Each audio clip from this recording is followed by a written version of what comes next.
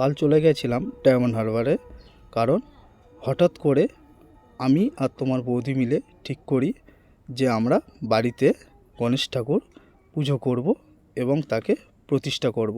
তাই গণেশ ঠাকুর কিনতে চলে গেছিলাম আমাদের খুব পরিচিত দোকান গন্ধেশ্বরী ভাণ্ডারে। দোকানের ভিতরে যখন ঢুকলাম দেখছি প্রচুর লোকের ভিড়, প্রচুর লোক ঠাকুর কিনছে, পুজো করার যে সামগ্রী সেগুলোও কিনছে।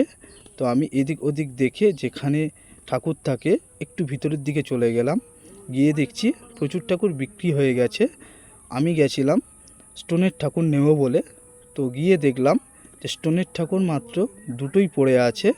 তার মধ্যে আমার একটা ঠাকুর খুবই পছন্দ লেগেছে, তো সেই ঠাকুরটাকে নেব বলে আমি ঠিক করি এবং ঠাকুরটাকে নিয়ে যখন আমি বিল কাউন্টারে যাই, তো সেখানে কিছু বয়স্ক মানুষ আমাকে বলছে যে বাড়িতে প্রতিষ্ঠিত ঠাকুর যেন ডান দিকে সুর না নেওয়া হয়, বাঁ দিকে সুরওয়ালা ঠাকুরই নিতে বলছিল।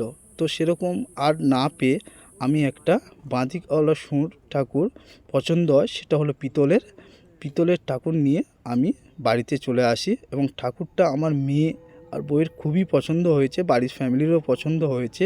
তো ঠাকুরটা কেমন হয়েছে অবশ্যই তোমরা আমাকে কমেন্টে জানিও।